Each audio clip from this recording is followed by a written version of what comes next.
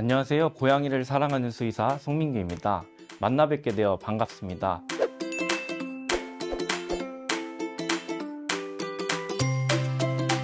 저는 윈터라는 예쁜 반려묘와 함께 살고 있는데요. 이 친구가 제가 키우고 있는 반려묘 윈터입니다. 제 눈에 무척 사랑스러운 녀석이랍니다. 이 사진에서 윈터가 어떤 생각 또는 감정을 느끼는지 아시는 분 계실까요? 네, 맞습니다. 저 때 집에서 커다란 소리가 나서 놀라는 표정인데요. 갑자기 큰 소리가 들렸을 때 짖는 표정이랍니다. 이처럼 고양이도 사람처럼 감정을 느낄 수 있는데요.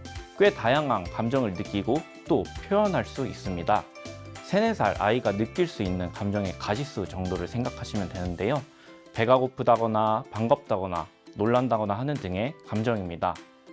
고양이도 여러 가지 표현 방법이 있어요. 예를 들면은 소리 높낮이를 통해서 이제 높은 음을 낸다거나 낮은 음을 낸다는 것에 따라서 이게 달라질 수 있는데, 예를 들면 뒤에서 설명을 드리겠지만 미야옹 이런 건 어떤 요구사항이 있을 때 말을 하는 거고, 귀를 쫑긋해서 뒤로 젖히는 표현은 나 지금 싫다라는 표현입니다.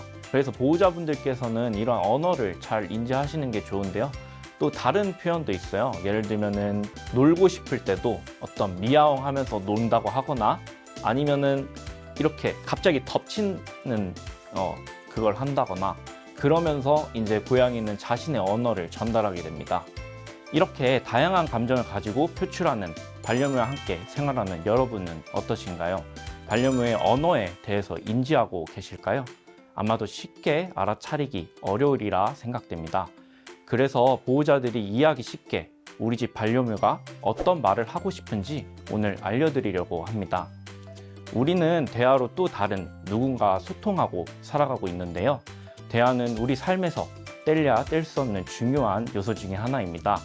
대화를 통해서 서로의 감정을 이해하고 의사를 전달하고 관계를 맺게 됩니다.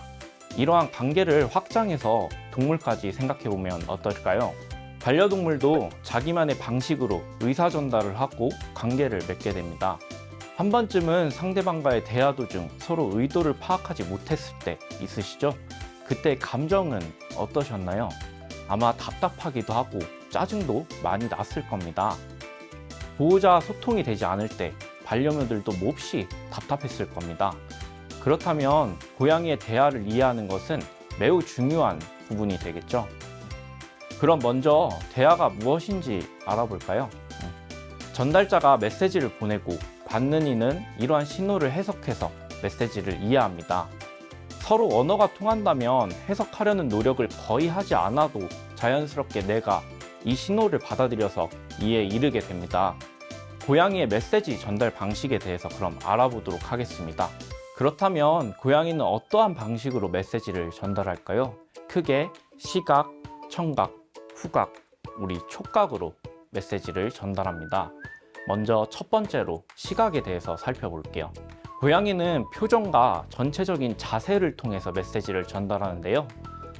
이 사진은 귀가 앞으로 되어 있고 눈의 모양은 상당히 안정적인 고양이의 모습입니다.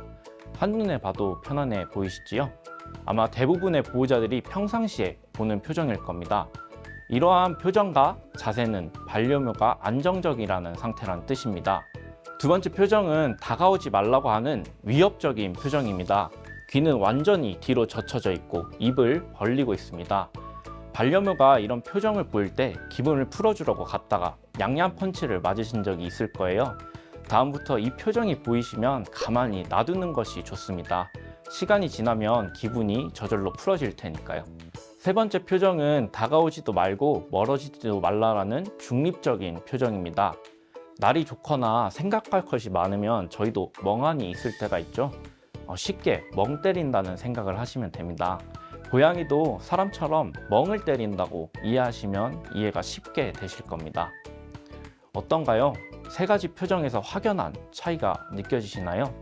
보호자들은 반려묘의 표정을 확인하면서 가까이 다가가는 것이 좋습니다. 그렇지 않으면 양양 펀치를 맞든 나만 보면 도망가는 사태가 벌어질 수 있으니까요.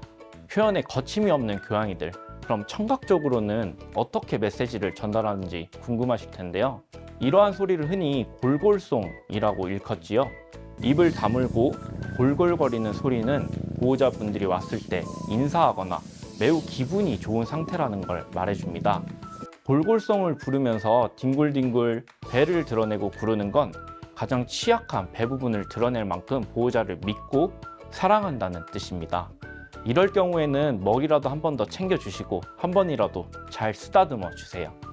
반려묘가 보호자에게 전하는 최고의 애정 표현이니까 마음껏 예뻐해 주시면 됩니다. 입을 천천히 벌리는 모습은 반갑다고 인사하거나 요구사항이 있을 때 흔히 하게 됩니다. 예를 들면 먹이를 달라거나 문을 열어 달라거나 오줌과 똥을 쌌으니 치워달라는 뜻이지요. 저희 반려묘 윈터가 이러한 행동을 자주 보이는데요. 보통은 화장실을 치워달라거나 먹이를 달라거나 다른 요구사항이 있을 때 이런 것을 하게 됩니다. 다른 반려묘들은 어떨 때 이런 미야옹 소리를 내는지 궁금하네요. 이 자료는 흔히 하악질이라고 하는 표정입니다. 하악질은 자신을 방어하기 위해서 위협 신호를 보내는 것으로 생각하면 됩니다. 집에서는 하악질을 하지 않다가 병원에 가면 하악질을 하는 경우를 자주 보게 되는데요. 낯선 환경에서 스트레스를 받게 되면 간혹 그런 경우들이 있습니다. 그럴 땐 조용한 공간으로 가서 안정을 취하도록 하는 것이 최선의 방법입니다. 후각으로는 어떤 식으로 표현할까요? 우선 고양이는 사람보다 20배 이상이나 뛰어난 후각을 가지고 있습니다. 그래서 후각을 통해 의사 표현이 가능합니다. 박치기를 하면서 얼굴에서 분비되는 물질로 냄새를 묻히기도 한답니다. 가끔 반려묘가 무릎이나 얼굴에 박치기를 할 때가 있을 거예요. 이 경우에는 보호자가 싫어서 그러는 게 아니라 좋아서 냄새를 묻히는 겁니다.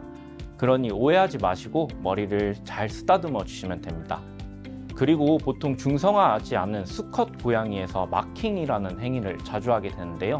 이 마킹은 정상적인 행동 양식 중에 하나입니다. 마킹을 통해서 서로 영역 표시를 함으로써 고양이는 서로의 영역을 지키며 갈등을 피하게 됩니다. 비록 냄새가 많이 날 수 있지만 보호자분들은 정상적인 행동 양식으로 이해하시고 오해가 없으시길 바랍니다. 마지막으로 촉각적인 표현 방법입니다. 너무나도 사랑스럽지 않나요? 서로 친해진 고양이들은 다음과 같은 방식으로 자신의 마음을 전달합니다. 이 행동은 사람에게도 마찬가지로 이루어지는데요. 유대가 형성된 사람 옆에 가서 비비거나 가끔 머리카락을 핥기도 한답니다. 저 또한 반려묘 윈터를 입양하고 그루밍을 받아서 머리가 강제로 뻗친 적이 있었는데요. 꼭 왁스 바른 것처럼 이렇게 뻗쳐 있었습니다. 그리고 보호자를 비비거나 머리카락을 핥는 행위는 좋아서 그러는 거니까 많이 걱정하지 않으셔도 됩니다. 한 번 더 예뻐해 주시고 사랑스럽게 만져주세요. 저희 반려묘 윈터의 표정과 행동을 중심으로 고양이가 느끼는 감정과 더불어 말을 할 수 있다면 어떤 말이 하고 싶은지 알아봤는데요. 이렇듯 고양이는 다양한 방식으로 자신의 의사를 전달하고 있습니다. 이러한 신호들이 합쳐져서 궁극적으로 고양이는 상대에게 거리를 좁히자, 이 정도 거리가 좋다, 아니 우리 거리를 멀리하자, 크게 세 가지를 전달합니다. 거리를 좁히자는 표현은 고양이가 자신을 만져도 되고 상관이 없다는 뜻입니다. 우리가 퇴근하고 들어왔을 때 배를 눕히고 골골거리는 행동은 보호자가 너무 좋으니 거리를 좁히자는 표시입니다. 이럴 때는 보호자분들께서 배를 만져주시고 조금 더 놀아주면서 예뻐해 주시면 됩니다. 충분히 거리를 좁혀도 되는 상황입니다.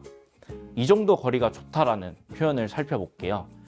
고양이들은 가끔 식빵 굽는 자세로 보호자를 쳐다보기도 하는데요. 이럴 때는 나는 이 정도 거리가 좋고 너를 관찰하고 있으니 하던 일 계속하라는 반려묘의 이야기입니다. 결코 화가 난 것이 아니니까 보호자들도 하던 일을 계속 하시면 됩니다.